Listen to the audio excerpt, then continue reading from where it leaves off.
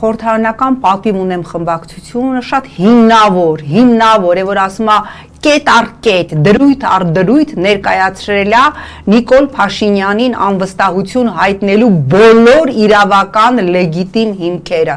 Ամեն ինչ ներկայացված է կառավարության ծրագրի տապալումից, իրենց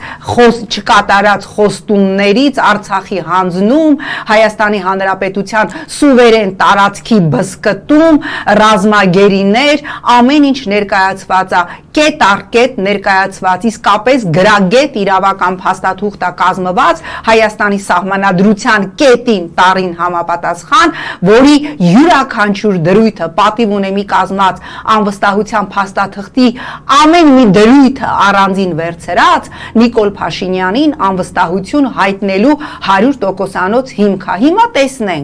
տեսնենք, ընդդիմության խորհրդարանական են հատվածը, տվյալ դեպքում Հայաստան դաշինքը միանալու է թե ոչ։ Ես հոգնել եմ կրկնելուց, որ մենք այն իրավիճակում չենք, որ նստենք քննարկենք, ավոյս կարող է չստացվի։ Մենք կանգնած ենք պետականությունը կորցնելու եզրին եւ պետականության կորցնելու եզրին սահմանագծին է точка невозвратայի եզրագծին կանգնած, մենք իրավունք չունենք մեր շռայլություն թույլ տալու, մտածելու, բա որ չստացվի։ Մենք պիտի փորձենք, մենք պիտի կարճենք յուրաքանչյուր լծակից, յուրաքանչյուր զացեպկայից, ինչը հնարավորություն տալիս է մեր սահմանադրությամբ անվստահություն հայտնելու այս ռեժիմին, իսկ անվստահության իմպիչմենտի գործընթացից բացի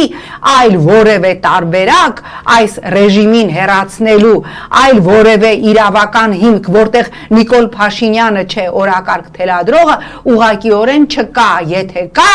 ես սպասում եմ, որ խորհրդարանական ընդդիմության ամենամեծ խմբակցությունը ասի, ահա, այս է տարբերակը, իմպիչմենտը կներեք ֆուֆլո տարբերակ է եւ դա հնարավոր չի։ Մի քանի օր մնաց, տեսնենք իրենց արձագանքին, եւ եթե այդ արձագանքը կրկին լինելու է բացասական, կարծում եմ հասարակությունը տերև առ տերև, դեմք առ դեմք, անուն առ անուն պիտի իմանա բոլոր նրանց անունները, ովքեր խոչընդոտում են անվստահության գործընթացին եւ սպասում են Նիկոլի հետ միասին 26-ի ընտրությանը, որ գնան Նիկոլին հարմար ընդդիմություն աշխատեն։